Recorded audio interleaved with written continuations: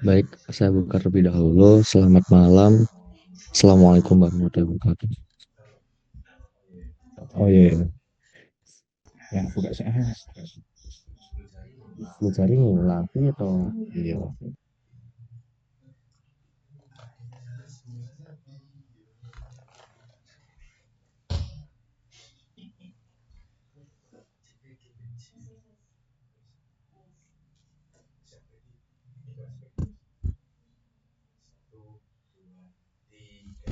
Oke.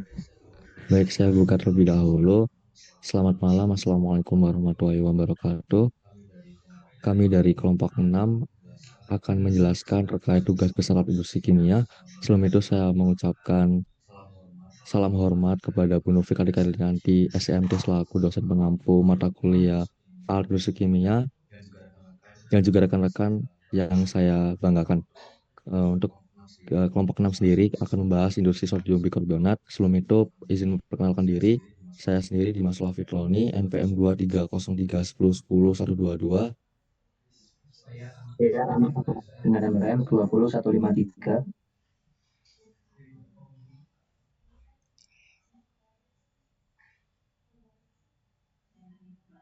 Saya Hanifah Nur Azhar dengan NPM akhir 104. Saya Pianova MTS dengan MPM terakhir 131.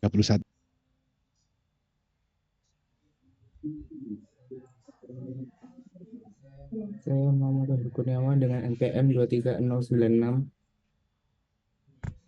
Saya Ahmad Sarudin dengan NPM 23091. Saya Zakir Gojri dengan NPM 23094.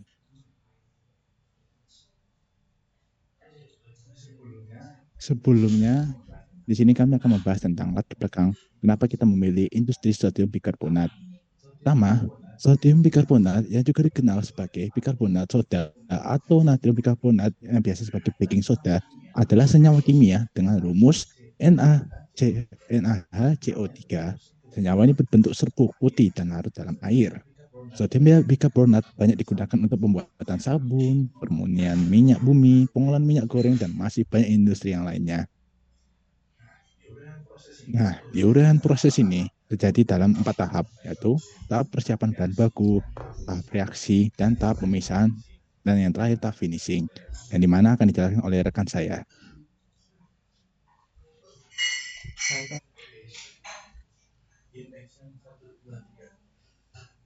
Baik, untuk prosesnya itu adalah pertama tahapan persiapan bahan baku. Pada bahan baku yang digunakan merupakan water glass yaitu natrium thiosulfat dan air. Kemudian dimasukkan ke dalam water glass mixing tank pada suhu 30 derajat untuk dilakukan proses pengenceran oleh H2O terhadap water glass. Berikutnya bahan kedua bahan tersebut akan dimasukkan ke dalam bubble column reaktor sehingga untuk mencegah terjadinya proses aglomerasi. Setelah dilakukan pengenceran, setelah dilakukan pengenceran, feed akan dilanjutkan ke bubble column reaktor oleh water glass feed pump yang memiliki tipe pompa sentrifugal. Kemudian tekan dari bubble column reaktor dijaga dengan tekanan suhu dari suhu 30 derajat menjadi 70 derajat dan tekanan output menjadi 2 atm. Fluid dingin akan masuk ke bagian sel dan fluid panas akan masuk melalui bagian tube dengan media panas. Setelah dipanaskan, water glass akan dimasukkan ke dalam reaktor dengan tipe bubble column reaktor. Di dalam bubble column reaktor, water glass akan berkontak dengan gas karbon dioksida dengan suhu 70 derajat Celcius dengan tekanan 2 atm. Larutan sodium karbonat dikontakkan dengan gas karbon dioksida.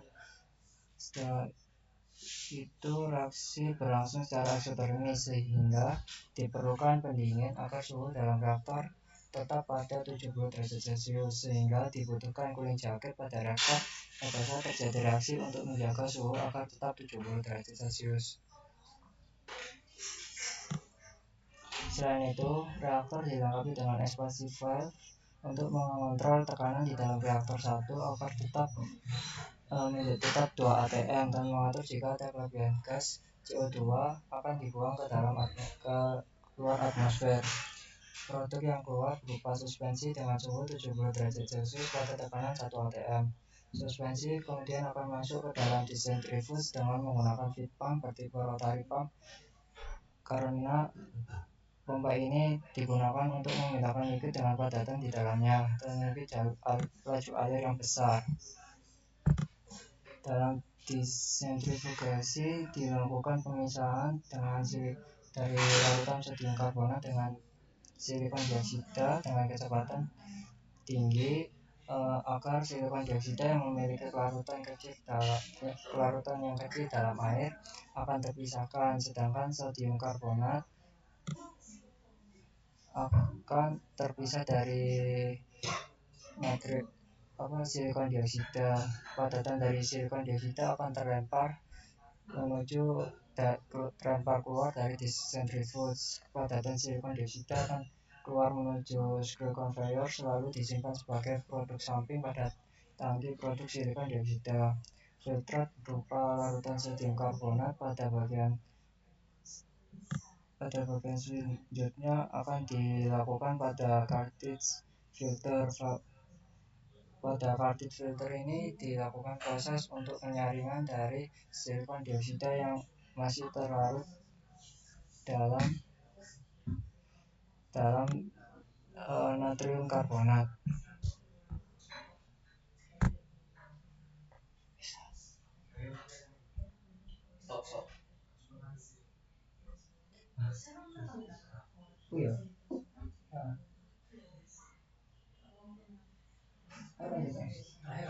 Cartridge filter.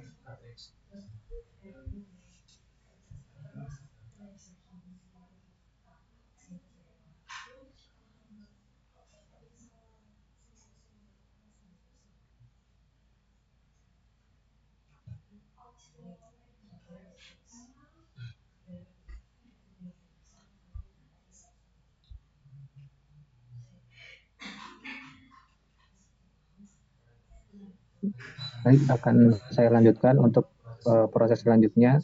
Setelah dilakukan penyarikan menggunakan cartridge filter, larutan sodium karbonat tadi perlu diuapkan dengan tujuan untuk meningkatkan yieldnya dengan persen yield yang awalnya 8% menjadi 67%.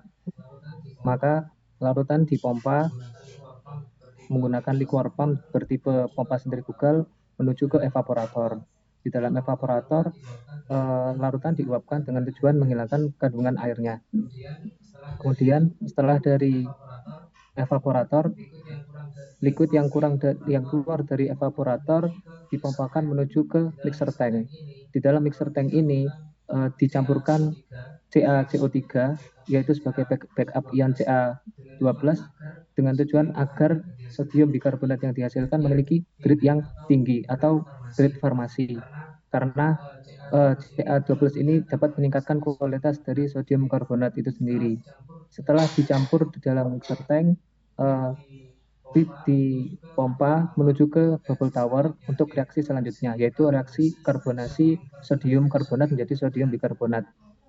Di dalam bubble volume reaktor ini, heat masuk, kemudian gas CO2 dari tangki penyimpanan CO2 disemprotkan dari bawah dengan tujuan untuk mengkarbonasi feed tersebut, sehingga reaksi yang terjadi adalah sodium karbonat plus CO2 menjadi sodium bikarbonat plus H2O.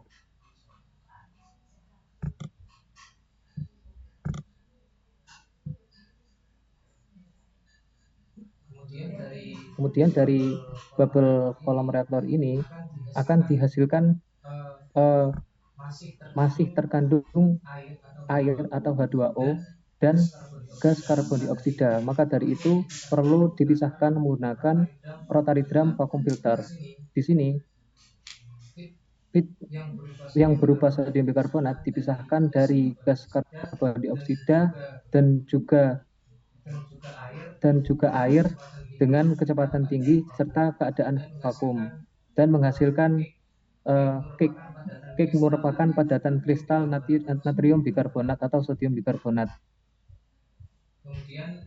Kemudian padatan kristal sodium bikarbonat diangkut menggunakan belt conveyor untuk masuk ke dalam spray dryer melalui hopper.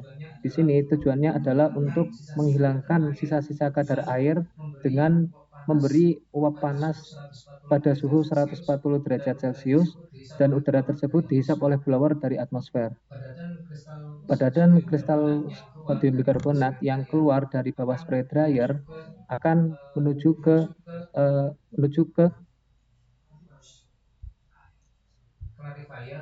clarifier, sedangkan untuk yang udara yang dikeluarkan dari spray dryer yang masih ada kandungan sodium bikarbonat menuju ke cyclone untuk dipisahkan. Kemudian padatan yang sudah terpisahkan akan jatuh kembali ke clarifier. Lalu dari clarifier akan menuju ke belt conveyor untuk diseragamkan ukurannya menggunakan ball mill. Setelah dari ball mill, hasil dari sodium bikarbonat yang sudah berupa bubuk akan diangkut menggunakan screw conveyor menuju silo sodium bikarbonat.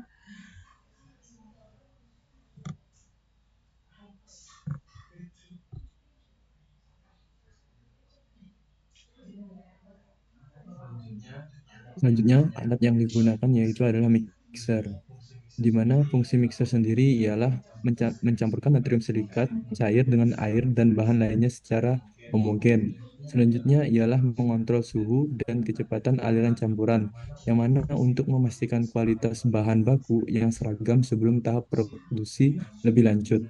Selanjutnya ada mencegah pengendapan atau penggumpalan. Hal ini dilakukan karena partikel yang mungkin terjadi selama proses pencampuran.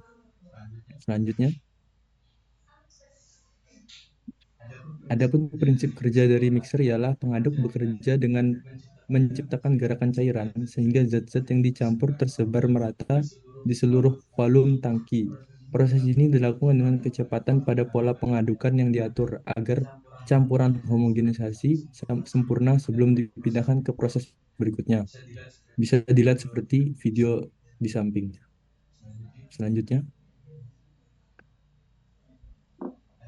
adapun kelebihan dan kekurangan dari mixer yang digunakan ialah kelebihannya proses pencampuran yang efisien, di mana mixer dapat menciptakan campuran homogen dengan cepat dan efisien, yang penting untuk kualitas produk akhir. Selanjutnya ada kapasitas yang besar, di mana mixer dapat menangani volume besar yang ideal untuk produksi skala industri. Selanjutnya ada pengendalian suhu, yang mana biasanya mixer dilengkapi dengan jaket pendingin atau pemanas untuk menjaga suhu campuran tetap stabil, sehingga meminimalkan fluktuasi suhu yang dapat mempengaruhi kualitas bahan. Selanjutnya ada kekurangan dari mixer, di mana pemeliharaan agitator, yang mana pengaduk yang terus-menerus beroperasi dapat mengalami keausan, yang mana memerlukan pemeliharaan rutin agar performa alat tetap optimal. Selanjutnya ada energi yang digunakan tinggi. Pengadukan pada campuran dengan viskositas yang tinggi memerlukan konsumsi energi yang cukup besar yang dapat meningkatkan biaya operasional. Selanjutnya ada kontaminasi silang, di mana tanpa pembersihan yang tepat, tangki pencampur bisa menjadi sumber kontaminasi silang antara batch yang berbeda. Selanjutnya ada alasan pemilihan alat, yang mana mixer yang digunakan ini karena homogenisasi yang konsisten, di mana proses pencampuran yang efektif memastikan bahwa natrium silikat dan bahan lainnya tercampur dengan sempurna, yang mana bisa menghindari ketidakseimbangan komposisi dalam proses pembuatan natrium bikarbonat. Selanjutnya ada kapasitas yang besar, di mana tangki pencampuran ini memiliki kapasitas besar yang memungkinkan pencampuran dalam skala industri dengan volume besar. Selanjutnya ada kontrol proses yang mudah, yang mana tangki ini menggunakan pencampur memberikan kontrol yang lebih baik terhadap proses seperti pengaturan suhu dan kecepatan pengadukan. Adapun faktor-faktor yang mempengaruhi mixer ialah yang pertama kecepatan agitator. Kecepatan pengadukan menentukan seberapa efektif campuran akan dihomogenkan. Jika terlalu lambat, campuran mungkin bisa tidak homogen. Sementara jika terlalu cepat, bisa menyebabkan kerusakan mekanis pada tangki atau pengaduk. Selanjutnya, yang mempengaruhi mixer ada desain baffle, di mana baffle atau penghalang di dalam tangki dapat membantu mengurangi vortex atau pusaran yang tidak diinginkan, yang mana dapat memastikan pencampuran merata. Selanjutnya ada suhu operasional, di mana suhu larutan proses pencampuran sangat mempengaruhi kelarutan dari viskositas bahan-bahan yang dicampur. Selanjutnya, Baik, untuk selanjutnya penjelasan dari alat bubble column reaktor. Jadi, bubble column reaktor ini adalah sebuah bejana silinder dengan distributor gas di bagian bawah. Bubble column ini secara intensif digunakan sebagai kontaktor dan reaktor multifase dalam industri kimia, petrokimia, biokimia, dan metalurgi. Bubble column digunakan dalam proses kimia yang melibatkan reaksi seperti oksidasi, karbonasi, klorinasi, alkilasi, polimerisasi, dan hidrogenasi. Untuk desain alatnya sendiri, untuk dari bagian bawah itu ada gas inlet, di mana tempat untuk input atau memasukkan gas. Kemudian di atasnya itu terdapat distributor gas yang berlubang-lubang ini, atau disebut juga dengan sperger. Di sini fungsinya adalah untuk membagi aliran gas menjadi gelembung-gelembung kecil dan menyebarkannya secara rata di dasar kolom. Kemudian ada inlet cairan, yaitu tempat feed dimasukkan dari samping kiri. Kemudian ada outlet cairan, ada di sebelah kanan atas, itu untuk mengeluarkan hasil dari feed. Kemudian ada outlet gas, di mana tempat keluarnya gas yang berada di atas kolom. Next. Untuk prinsip kerjanya, yaitu gas diumpankan dari bawah kolom, lalu menuju ke atas dan bereaksi dengan cairan, lalu meninggalkan kolom. Penggunaan gas pada jumlah yang lebih banyak atau lebih kecil tergantung kepada intensitas reaksi kimia dan perpindahan massa yang terjadi. Gas yang masih mengandung banyak reaktan akan disirkulasikan kembali sebagai umpan. Begitu seterusnya. Next. Berikut adalah ilustrasi proses dari input gas dari bawah menuju kolom.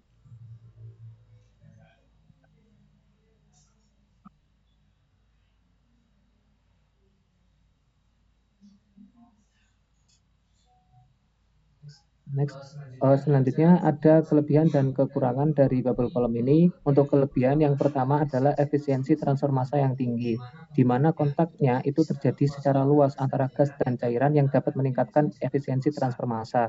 Yang kedua adalah kontrol yang baik terhadap kondisi operasi, karena temperatur, tekanan, dan laju alir gas dapat dikontrol dengan baik. Sedangkan untuk kekurangannya adalah masalah distribusi gas. Kenapa? Karena distribusi gelembung gas yang tidak merata dapat terjadi, yang dapat mengurangi efisiensi transfer massa dan mengakibatkan hotspot dalam reaktor. Kemudian kekurangan yang berikutnya yaitu keterbatasan viskositas, di mana reaktor ini lebih efektif untuk cairan dengan viskositas rendah. Cairan yang lebih kental dapat menghambat pergerakan gelembung dan mengurangi efisiensi reaksi. Next. Selanjutnya untuk faktor-faktor yang mempengaruhi, yang pertama adalah diameter kolom, di mana diameter kolom mempengaruhi waktu tinggal dan distribusi gelembung gas. Diameter kolom yang lebih besar itu menghasilkan lebih banyak gelembung, tetapi juga dapat menyebabkan penurunan efisiensi transfer massa.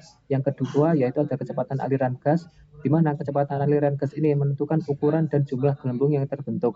Jika kecepatan yang dimasukkan itu terlalu tinggi, maka dapat menyebabkan pembentukan gelembung yang lebih besar serta terjadi turbulensi. Sementara kecepatan yang terlalu rendah akan tidak cukup untuk mendukung reaksi.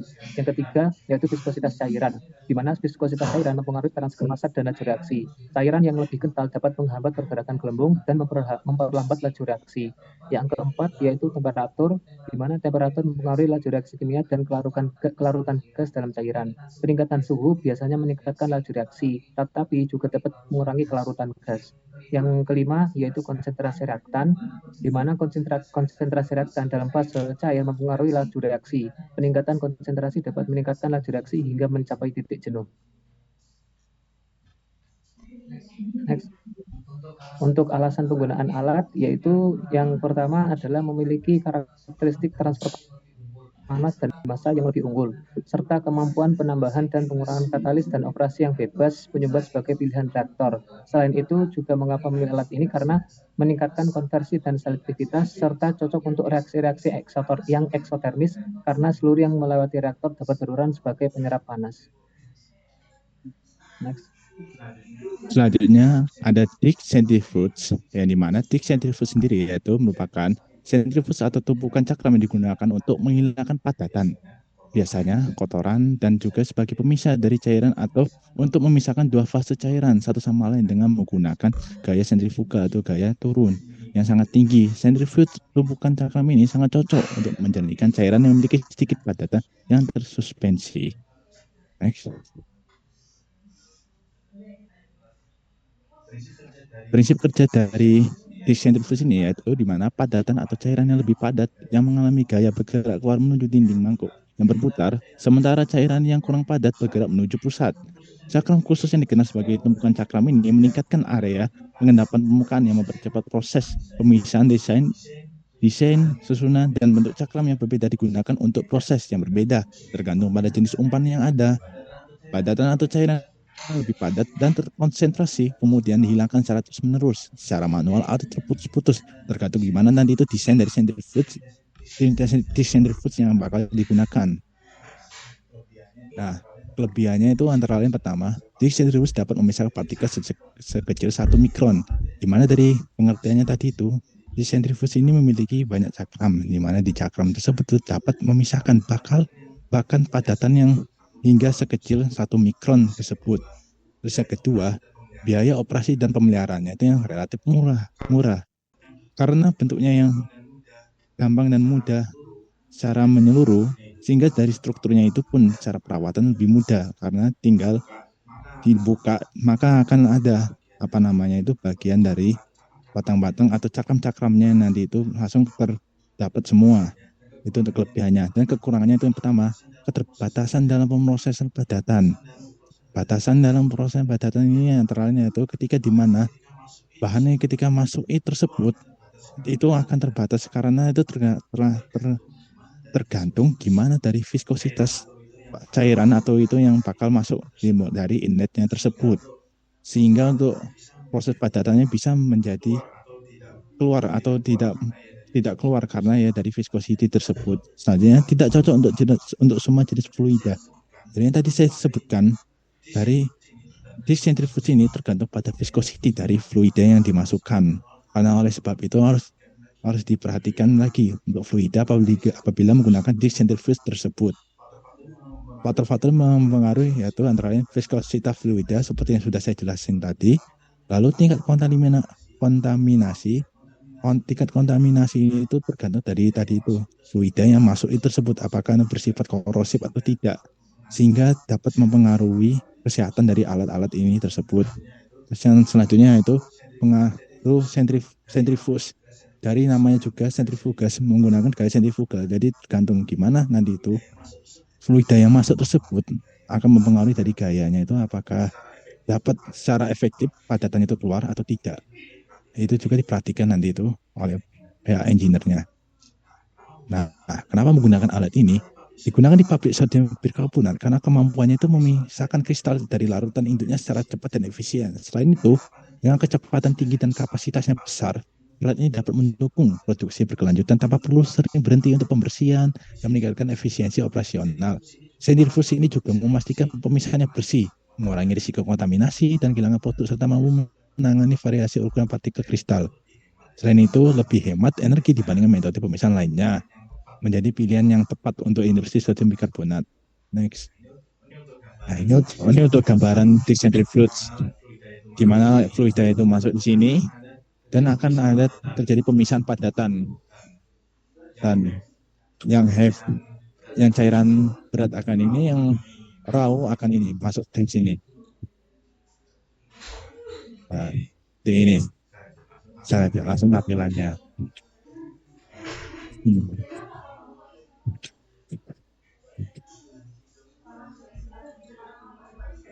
Oke, next. Berikutnya ya baik untuk alat berikutnya yaitu rotary rotary drum vacuum filter. Untuk rotary drum vacuum filter sendiri merupakan alat yang digunakan dalam proses pemisahan padatan dan cairan. Fungsi dari alat ini adalah memisahkan padatan dari cairan dalam aplikasi industri seperti industri kimia, pertambangan, farmasi, makanan, dan pengolahan air. Yang kedua yaitu mengurangi kadar air dalam padatan sehingga memudahkan pengangkutan atau pemrosesan lebih lanjut.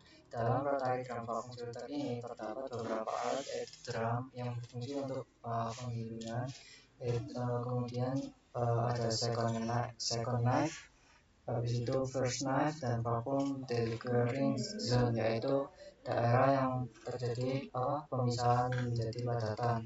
Kemudian hasil akhirnya yaitu berupa cake.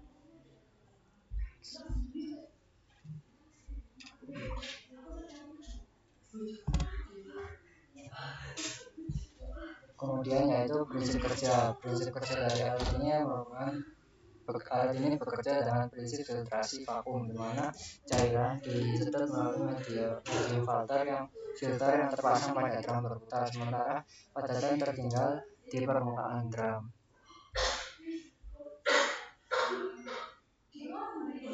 Alasan dari pemilihan alat ini adalah RDVF mampu menangani slurry dengan volume besar dan memisahkan padatan secara kontinu. Kemudian dapat dioperasikan secara otomatis sehingga dapat mengurangi kebutuhan tenaga kerja manual. Yang ketiga yaitu aplikasi luas yang mana cocok untuk berbagai jenis material, termasuk material yang bersifat abrasif atau korosif.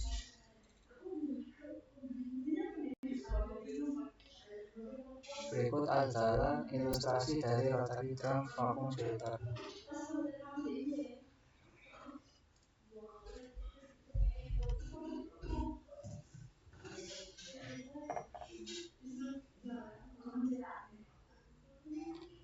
Berikutnya adalah kelebihan dan kelemahan. Kelebihan dari rotary drum vacuum filter sendiri adalah memiliki proses kontinu, sehingga ketika dilakukan proses pemisahan dalam industri yang besar dapat dilakukan menggunakan alat ini, sehingga dapat menghemat kebutuhan dari penggunaan alat.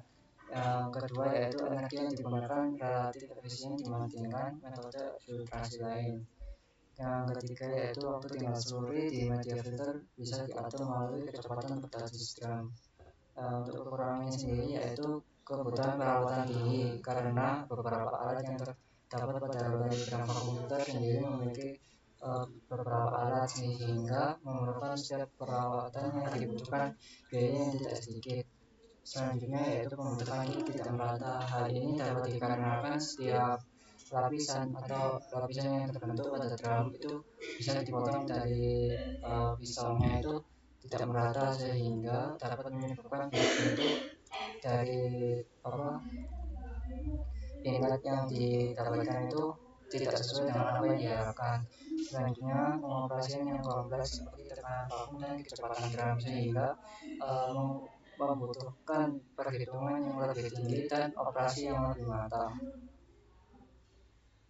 Next, berikutnya adalah faktor yang mempengaruhi. Yang pertama yaitu karakteristik dari slurry, viskositas dan konsentrasi padatan dalam slurry sangat mempengaruhi kinerja filtrasi. Hal ini dikarenakan dalam rotary drum vacuum filter beberapa zat dengan konsentrasi yang tinggi itu bakalan sulit untuk dilakukan pemotongan, dan viskositas yang tinggi juga akan mempengaruhi kinerja dari pisau yang terdapat pada rotary drum vacuum filter dan pembentukan cake. Berikutnya adalah tekanan vakum. Semakin besar vakum yang diterapkan, maka semakin baik proses filtrasi dan pengeringan yang terjadi pada alat tersebut. Berikutnya yaitu kecepatan rotasi drum. Dalam hal ini mempengaruhi waktu tinggal slurry di media filter dan ketebalan cake yang terbentuk. Berikutnya yaitu sifat dari media filter. Sifat dari media filter ini dipengaruhi untuk menentukan efektivitas dari filtrasi, karena beberapa bahan atau alat tentunya memiliki kecocokan dalam masing-masing, sehingga diperlukan perhitungan dan alat yang tepat untuk menangani satu zat yang digunakan. Next. Baik, selanjutnya di sini ada alat spray dryer, yang mana spray dryer sendiri ini tuh alat yang digunakan untuk menghasilkan bubuk kering dari cairan dengan cara mengeringkannya dengan menggunakan gas panas.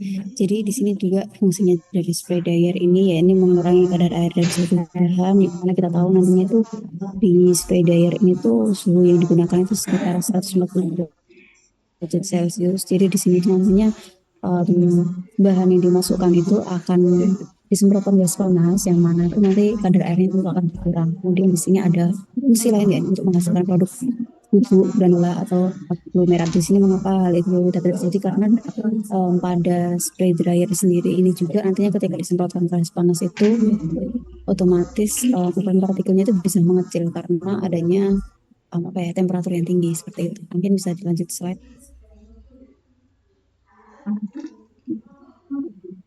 Ya, jadi di sini terdapat cara kerja dari spray dryer. Jadi bahannya masuk, lalu ada uap panas disemprotkan.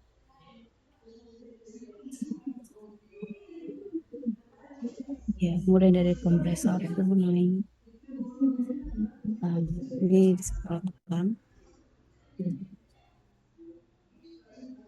Nanti terbentuk partikel-partikelnya yang telah disebabkan oleh uap panas itu. Kemudian nanti dikumpulkan seperti itu.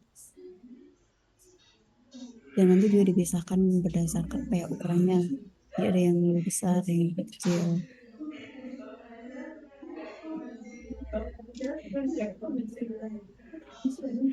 Ya, untuk spray dryer sendiri di sini prinsip kerjanya itu memperluas ukuran permukaan cairan yang akan dikeringkan. Jadi kan di sini kan ada sodium karbonat yang akan dikeringkan ya. Jadi itu nantinya material yang dimasukkan itu akan diperluas permukaannya dengan mengecilkan ukurannya itu tadi. Kemudian dengan pembentukan droplet lalu dikontakkan dengan udara pengering panas. Kalau udara itu nanti itu memberikan energi penguapan dan penyerapan uap air yang keluar dari bahan, sehingga bahan itu nanti itu melewatkan suatu nozzle dan keluar bentuk butiran yang sangat halus. Butiran ini nantinya itu akan masuk ke dalam ruang yang melewati oleh aliran udara panas. Maka pengeringannya ini berupa bubuk yang akan berkumpul di bagian bawah ruangan pengeringan. Lalu nanti dialirkan ke bak penampung, yang mana tadi kan material yang masuk kemudian disemprotkan dengan gas panas. Nanti itu dia itu ukurannya mengurang. Jadi nanti dia berbentuk butiran kemudian dikeluarkan seperti itu. Ini bisa dilanjut.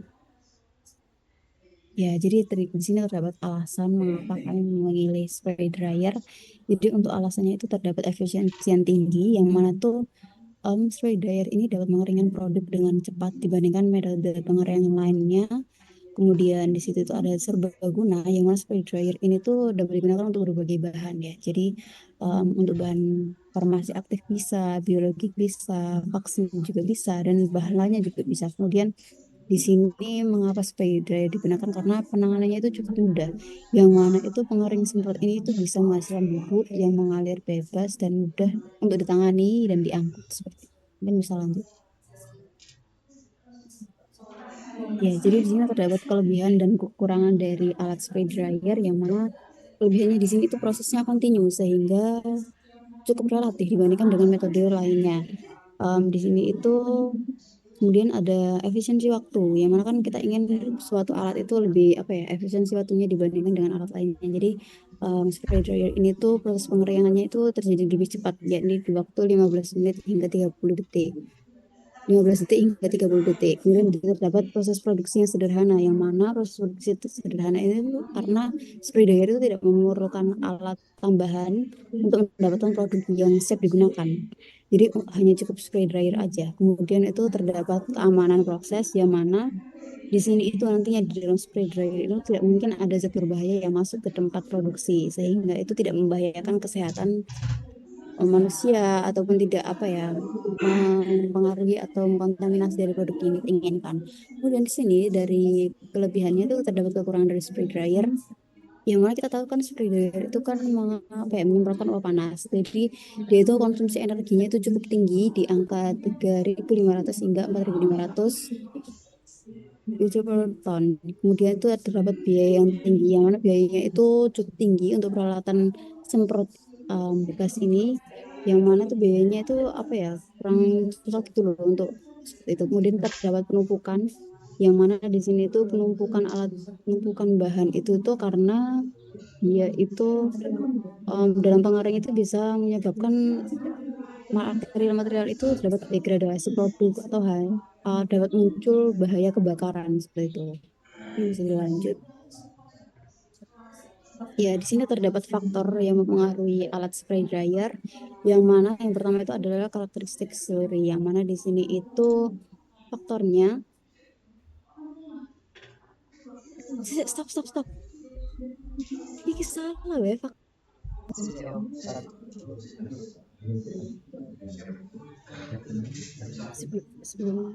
oh nggak mau cerita empat sih. Sebelumnya faktor, sebelum faktor. Nah, terus pindah. Saya. Baik, kemudian di sini terdapat faktor-faktor yang mempengaruhi dari alat spray dryer, yang mana itu yang pertama terdapat temperatur. Di sini tuh mengapa temperatur mempengaruhi? Karena kan kita memang di spray dryer ini menggunakan alat panas ya. Jadi suhu itu sangat berpengaruh besar terhadap alat ini, yang mana suhu itu nantinya itu semakin besar suhu pengeringannya itu, maka kadar air itu akan semakin cepat menurun. Tapi apabila suhunya semakin besar, itu nantinya itu produk yang dihasilkan itu juga ukurannya itu akan apa ya? Dia itu tidak mudah untuk nyusut gitu, karena kan terjadi secara cepat, suhunya besar, kemudian nanti itu kadar airnya menurun, tapi penyusutannya itu tidak cukup waktu gitu, sehingga nanti ukurannya itu juga besar. Kemudian terdapat pengaruh dari faktor bahan dinding. Di sini itu bahan dinding yang dimaksud itu karena semakin besar berat molekul dan tinggi suhu transisi kaca akan meningkatkan anti lengket pada produk akhir. Nah, umumnya bahan dindingnya itu dari karbohidrat seperti pati begitu. Kemudian terdapat kecepatan umpan. Di sini tuh kecepatan umpan itu mempengaruhi waktu tinggal. Nantinya itu kecepatan umpan yang tinggi itu akan mempengaruhi waktu tinggal di ruang pengering, pemisah, dan juga conveyor. Nah, laju pengumpanan yang tinggi ini akan memperlambat perpindahan panas, sehingga akan menyulitkan tetesan untuk kering. Ini bisa dilanjut.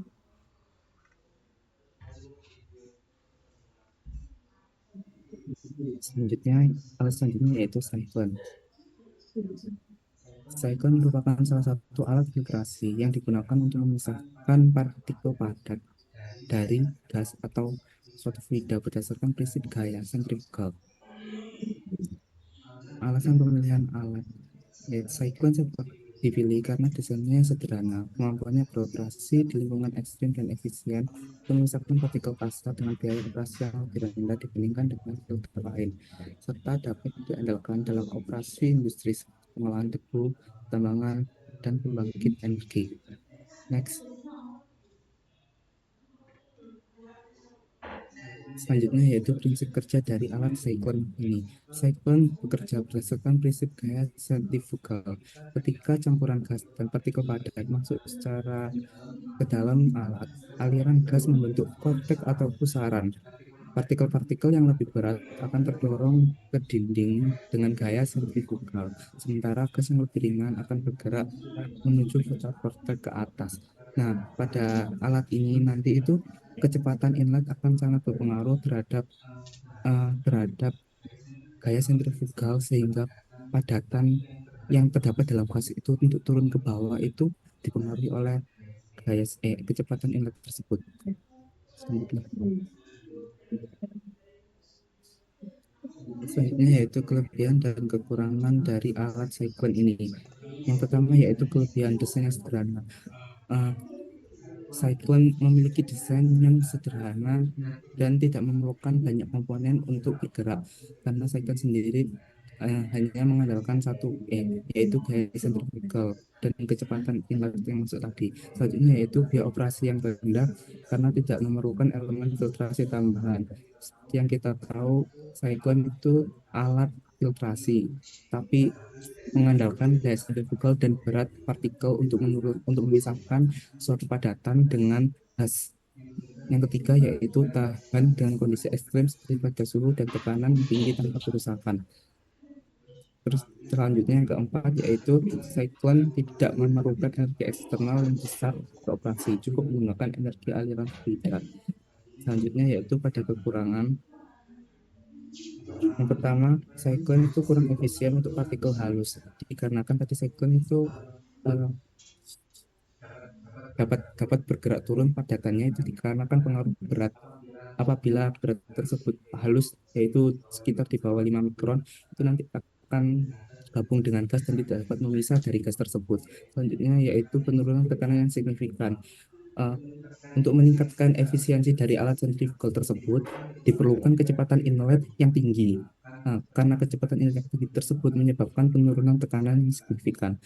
Lalu selanjutnya, ukuran yang besar sehingga mungkin tidak cocok untuk semua ruang operasional.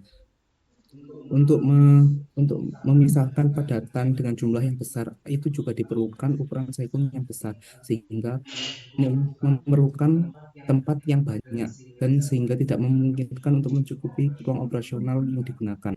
Next. Selanjutnya yaitu faktor-faktor yang mempengaruhi dari alat cyclone ini. Yang pertama yaitu kecepatan inlet. Seperti yang saya jelaskan tadi, efisiensi pemisahan pada cyclone akan meningkat dengan meningkatnya kecepatan inlet. Tapi dalam kecepatan inlet ini juga akan menurunkan tekanan yang tidak diinginkan. Selanjutnya yaitu diameter cyclone. Diameter yang lebih kecil meningkatkan gaya sentrifugal sehingga efisiensi pemisahan meningkat, tapi kapasitas aliran berkurang. Jadi diameter cyclone ini ketika lebih kecil itu efisiensi pemisahannya itu akan meningkat, tetapi aliran inlet yang masuk itu akan semakin berkurang dan hasil yang dikeluarkan dari padatan yang berpisah dengan gas itu juga akan berkurang. Selanjutnya yaitu viskositas dan densitas gas. Viskositas gas yang tinggi mengurangi efisiensi pemisahan, sedangkan gas dengan densitas yang lebih rendah lebih sulit untuk diolah. Selanjutnya yaitu temperatur. Peningkatan suhu cenderung mengurangi viskositas gas, tetapi dapat diubah menggunakan distribusi aliran dan menurunkan efisiensi dari alat tersebut. Next.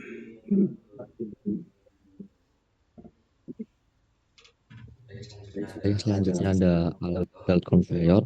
Belt conveyor adalah sebuah alat yang dapat melakukan pemindahan sekelas alat padat dengan mekanisme secara horizontal ataupun dengan kemiringan tertentu dengan secara kontinu dengan menggunakan sabuk dan atau belt. Fungsi belt conveyor sendiri biasa digunakan untuk mengangkut bahan padat dengan jenis material curah atau bulk load dengan contoh muatannya seperti misalnya biji besi, tanah liat, batu kapur, dan batu bara. Prinsip kerja dari si belt conveyor sendiri memiliki sabuk dan juga memiliki ulei di ujung kedua sisinya. Nantinya sabuk nantinya akan menempel atau akan ditempatkan pada si kedua puli tersebut. Kemudian ada motor penggerak yang akan menggerakkan salah satu pulinya sehingga sabuknya dapat bergerak dan berputar kembali kepada posisi tempat semulanya. Kemudian nantinya material akan didistribusikan melalui pengumpan dan dibawa oleh sabuk berjalan dan berakhir pada drive pulley yang ada di ujung atau kepala head pulley-nya. Selanjutnya ada kelebihan dan kekurangan dari belt conveyor. Untuk kelebihan sendiri dapat beroperasi secara horizontal dan vertikal. Belt conveyor tersebut bisa ditempatkan secara horizontal dan juga vertikal sesuai dengan tata lapir dari industri yang akan digunakan. Kemudian juga ada efisiensi yang tinggi. Belt conveyor memiliki kapasitas dan juga volume yang tinggi sehingga dapat digunakan untuk transportasi alat padat dengan jumlah yang sangat besar. Kemudian juga yang ketiga ada dapat beroperasi secara kontinu, artinya sesuai dengan prinsip kerjanya. Kalau misalnya si belt conveyor dapat bekerja secara kontinu berputar sesuai dengan arah gerak poli dan motor geraknya. Kemudian yang selanjutnya ada kecepatan sabuk atau belt dapat diatur. Sabuk belt atau dapat diatur sesuai dengan kemiringan dan juga jenis ataupun jenis material dan juga besarnya suatu material yang akan ditransportasikan. Kemudian juga fleksibilitas si belt conveyor dapat digunakan untuk pembinaan alat transportasi padat dengan jarak yang cukup jauh. Untuk kekurangannya sendiri ada kemiringan atau inklinasi terbatas. Untuk belt conveyor tidak dapat digunakan atau disarankan dengan kemiringan yang sangat miring karena dapat mempengaruhi arah gerak dari si sabuknya dan juga nantinya dapat membahayakan dari barang atau transportasi bahan padat yang akan transportasikan. Kemudian ada juga yang kedua, sabuk sangat rawan berpengaruh dengan efek dari luarnya karena dengan bahan-bahan yang cukup berat dan juga dengan kemiringan yang cukup tinggi nantinya akan mempengaruhi dari arah gerak sabuknya. Kemudian untuk alasan pemilihan alat belt conveyor pada industri sodium bikarbonat karena dalam bentuk sodium bikarbonat sendiri kan bentuk padatan sehingga dapat diaplikasikan dengan si alat belt conveyor ini. dan juga bergeraknya kontinu dengan jumlah yang besar karena sodium bikarbonat dapat didistribusikan dengan jumlah yang besar. Untuk fleksibilitasnya sendiri juga dapat diatur dengan horizontal, vertikal ataupun dalam bentuk yang miring. Untuk desain wallnya atau sekatnya, si bed conveyor memiliki sekat yang dapat mengurangi risiko material bergesekan ataupun terjatuh dari ketika pemindahan transportasi terjadi. Untuk faktor-faktor yang mempengaruhi, yang pertama ada luas permukaan belt. Semakin besar luas permukaan belt yang si bed conveyor dimiliki, nanti bed conveyor dapat memindahkan alat yang pemindahan semakin banyak. Kemudian juga ada kecepatan konveyor. Kecepatan konveyor disesuaikan dengan jenis material dan juga dengan volume material yang dipindahkan. Selanjutnya ada sudut kemiringan. Sesuai yang saya sampaikan sebelumnya, kalau sudut kemiringan dari bed conveyor tidak bisa digunakan terlalu miring karena akan membahayakan dari si transportasi benda padat yang ditransportasikan. Kemudian dari karakteristik material, bed conveyor tidak bisa digunakan untuk material-material yang melengket ataupun lain sebagainya karena memiliki spesifikasi benda padat sehingga dapat memperlancar dari si gerak sabuk dari belt conveyor. Selanjutnya ada alat screw conveyor. Screw conveyor sama halnya dengan belt conveyor untuk pemindahan bahan padat, tetapi dengan memiliki screw atau si ulin yang nantinya dapat bergerak yang dapat memindahkan material dan memampatkan material dengan menggunakan screw. Fungsi dari screw conveyor sendiri memindahkan material kecil seperti butiran-butiran, abu, kerikil, dan pasir untuk mentransfer bahan secara horizontal. Selanjutnya ada prinsip kerja dari screw conveyor sendiri.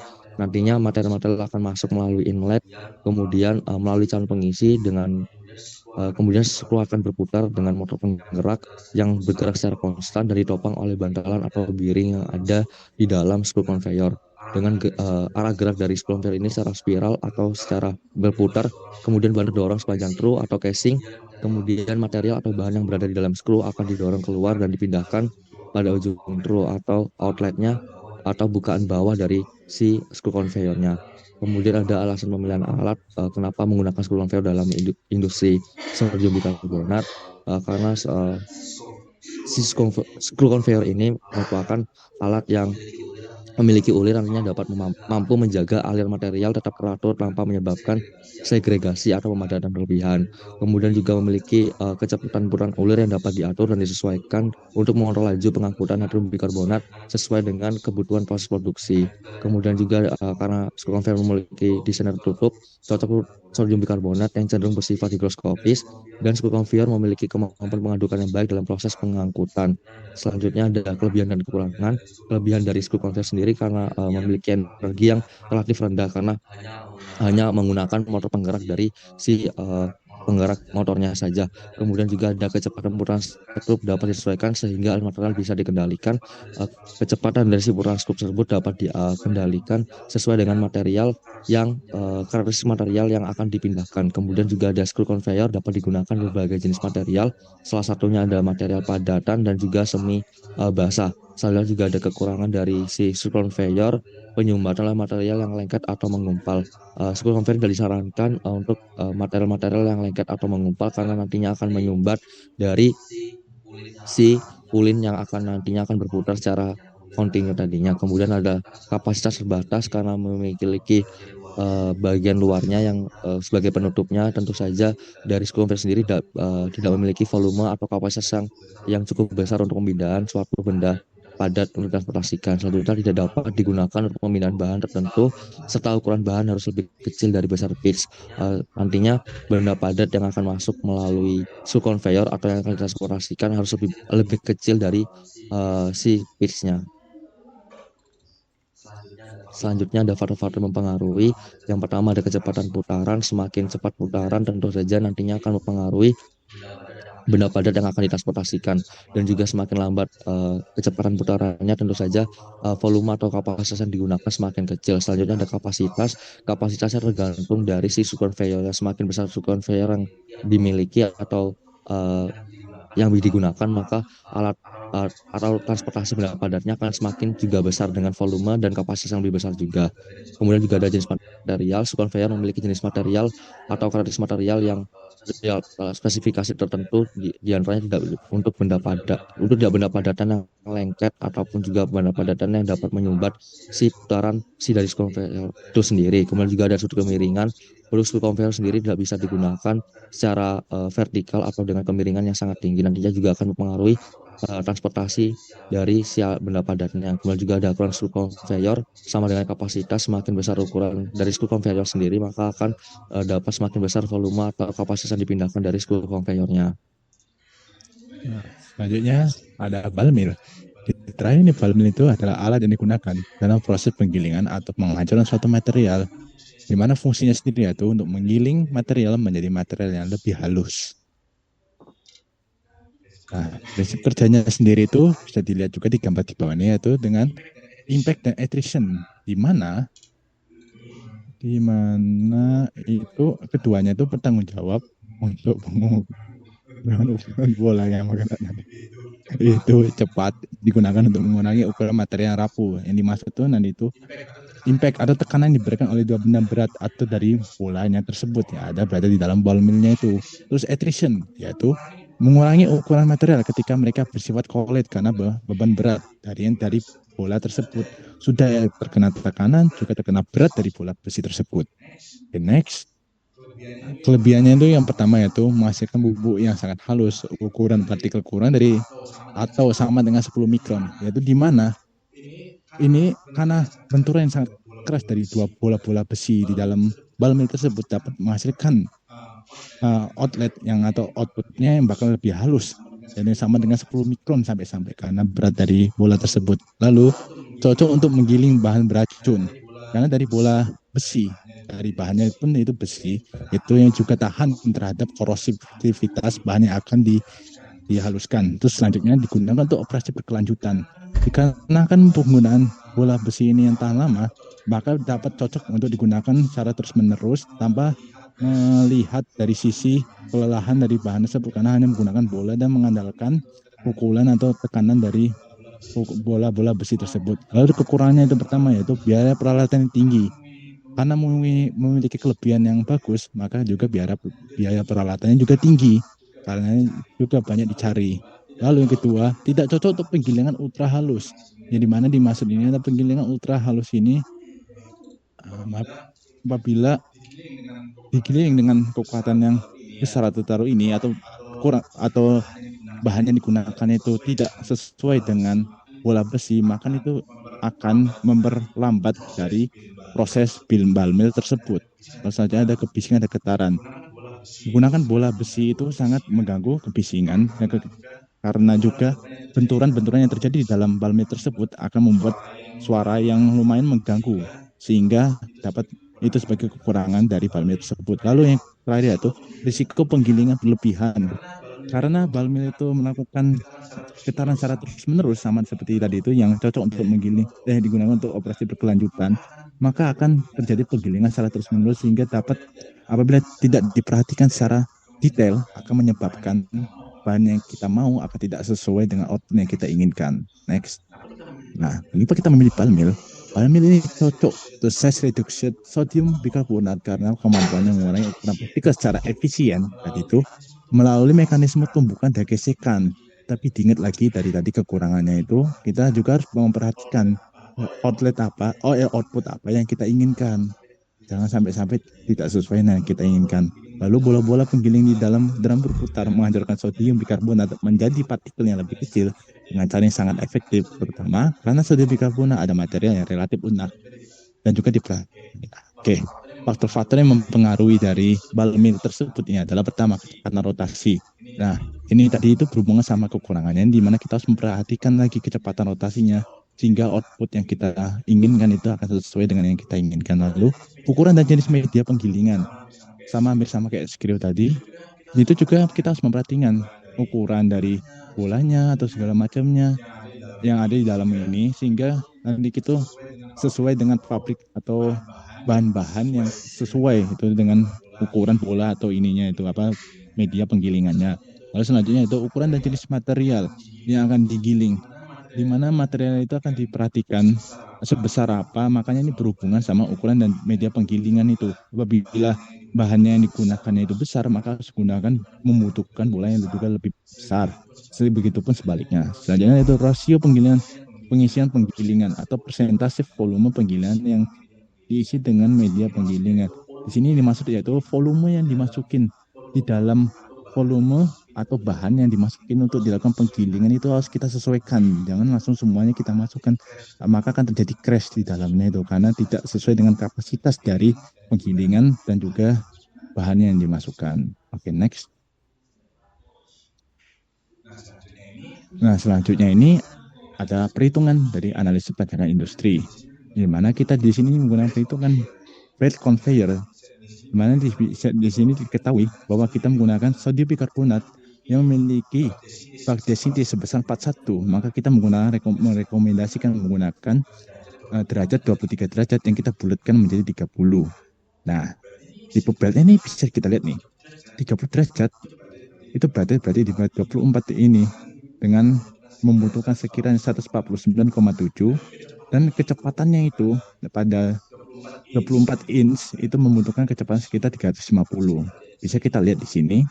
Nah, di mana density tadi itu 41 level per feet di feet kuadrat kubik. Lalu rekomendasi kemiringannya tadi itu menurut jurnal itu 23 dibulatkan menjadi 30 derajat dan ukuran kapasitasnya 100 ton per jam itu membutuhkan 45 derajat torque belt menurut tadi jurnal tadi, dan lebar materialnya 24 inch sesuai tadi yang kita dijelaskan ini 24 inch, dan juga dengan lebar belt materialnya itu 24 dan kemiringan 30 derajat diperoleh kapasitas 149,7 ton per jam dengan kecepatan 100 feet. Nih, 149,7 ton dan juga kecepatan sebesar 100 feet per menit. Next. 3. Oke, oleh sebab itu selanjutnya tuh di mana kecepatan belt dengan kapasitas 500 ton tadi itu dibagi oleh kapasitas 149,7 ton per jam. Tadi udah dihitung atau sesuai dengan literatur terus dikali oleh 100 ton per menit yaitu dengan kecepatannya itu, maka didapatkan kecepatan belt yang dengan kapasitas 500 ton itu sebesar 334 feet per menit. Di mana asumsi material lamson yang berbentuk cake atau masih berupa padatan as besar, maka maksimum rekomendasi kecepatan itu 350 feet per menit. Tadinya akan dijelaskan oleh rekan saya. Baik, selanjutnya di sini kan telah kita peroleh lebar dan kecepatan. Jadi diperoleh itu lebar asumsi kita itu di 24 inch, kemudian kecepatannya itu di 334 feet per menit. Nah, di sini dapat kita hitung juga terkait panjang lintasan belt dan juga ketinggian. Dari panjang konveyornya ini dapat kita hitung dengan cara kecepatan itu dibagi dengan cos 5. Jadi itu nantinya hasilnya ditemukan 1003,8 feet, kemudian ketinggian konveyor itu dihitung juga dari angka 1000 dikali tan 5. Kemudian di sini itu 1000 itu kita dapatkan dari jarak ya. Jarak awal kita asumsi di awal tadi diperoleh hasilnya itu 87,5 feet. Setelah itu dari lebar, kecepatan dan panjang telah kita ketahui, dapat kita hitung daya yang kita butuhkan. Tentunya kan daya sangat diperlukan ya untuk bagaimana alat itu dapat beroperasi gitu kan. Jadi daya ini dapat kita hitung dari daya horizontal, daya vertikal dan juga daya MT. Dari daya horizontal di sini itu tuh dapat kita hitung dengan rumus 0,4 ditambah jaraknya tadi 1000 per 300, kemudian dikalikan 500 ini untuk kapasitasnya kita 500 ton per jam dibagi dengan 100 diperoleh hasilnya itu 18,66 HP horsepower. Kemudian untuk daya vertikalnya itu kita menggunakan rumus 0,001 dikalikan dengan ketinggian konveyor yakni 87,5 feet, kemudian dikalikan dengan kapasitas produksi kita yakni 500 ton per jam dengan diperoleh hasil 43,75 horsepower. Bisa dilanjut. Ya, di sini dari lebar, kecepatan, kemudian panjang, ini dan juga daya tadi horizontal dan vertikal dapat kita ketahui daya totalnya itu berapa sih untuk mengoperasikan alat tersebut. Nah, em, daya MT itu dapat kita lihat dari grafik yang ada. Di sini kita sudah ketahui lebarnya tadi 24 in, kemudian panjangnya itu sekitar 1003,8 feet. Di sini untuk HP-nya gayanya ini HP dari grafik kita peroleh di sini kan kita tadi jaraknya 1000 ya. Jadi itu 1000 itu di antara 800 dan 1200 di sini. Kemudian kita tarik di lebarnya kita kan 24. Nah, di sini kita temukan titiknya itu di sini, kemudian kita tarik ke kiri sehingga kita peroleh angkanya itu 2,6. Jadi langkah dari grafik itu kita ambil 2,6 HP, kemudian pada kecepatan 100 feet per menit. Nah, jadi nantinya itu daya MT ini dapat kita hitung dengan cara hasil nilai yang kita peroleh dari grafik itu kita kalikan dengan kecepatan tadi 334, kemudian dibagi dengan 100, diperoleh hasil 0,016 HP horsepower. Kemudian kita dapat menghitung nih daya total yang kita butuhkan untuk mengoperasikan belt conveyor itu berapa. Nah, daya total ini dapat kita hitung dengan cara menambahkan gaya horizontal ditambah gaya vertikal lalu gaya MT. Nah, tadi kan kita sudah ketahui gaya horizontal itu sebanyak 10,66 HP, kemudian ditambahkan dengan 43,75 HP dari vertikal, lalu kita tambahkan dari hasil. Kok salah yo? Baik, di sini selanjutnya terdapat dari daya horizontal, kemudian daya vertikal, dapat kita hitung daya total itu dengan mencari daya MT terlebih dahulu. Nah, di sini daya MT-nya itu dapat kita lihat dari grafik yang ada, yang mana itu kita perlukan rumus dari daya MT itu kan diperlukan dari grafik. Nah, kita dapat lihat nih di grafik itu jarak kita tadi kan 1000 feet. Nah, kita dapat lihat bahwa 1000 feet itu di antara 800 dan 1200. Kemudian dengan lebar kita kan tadi asumsinya 24 in, jadi kita tarik ke atas di 24 in, kemudian kita tarik ke kiri. Nah, kita peroleh angka 2,6. Di sini angka 2,6 kita digunakan untuk menghitung daya MT yang mana tadi kan sudah kita peroleh ya, lebar beltnya 24 in, kemudian panjang konveyornya 1003,8 feet. Di sini daya HP-nya itu kita peroleh 2,6 tadi dari grafik. Kemudian kita masukkan ke daya MT yang mana rumusnya itu HP grafik tadi kita kalikan dengan kecepatan kita yakni 334 tadi kita peroleh, kemudian dibagi 100 sehingga diperoleh hasilnya itu 0,016 horsepower. Kemudian dari daya MT, daya horizontal, daya vertikal ini dapat kita hitung akumulasikan berapa sih daya yang kita perlukan untuk mengoperasikan dari belt conveyor ini dengan cara menghitung daya total itu dengan menjumlahkan dari daya horizontal, daya vertikal, kemudian daya MT. Di sini kita peroleh tadi daya horizontal itu sebesar 18,66 horsepower, kemudian gaya vertikalnya itu sebesar 43,75 horsepower, kemudian untuk gaya MT-nya kita peroleh tadi sebesar 0,016 horsepower. Sehingga daya total untuk mengoperasikan belt conveyor itu nantinya sebesar 70,42 horsepower.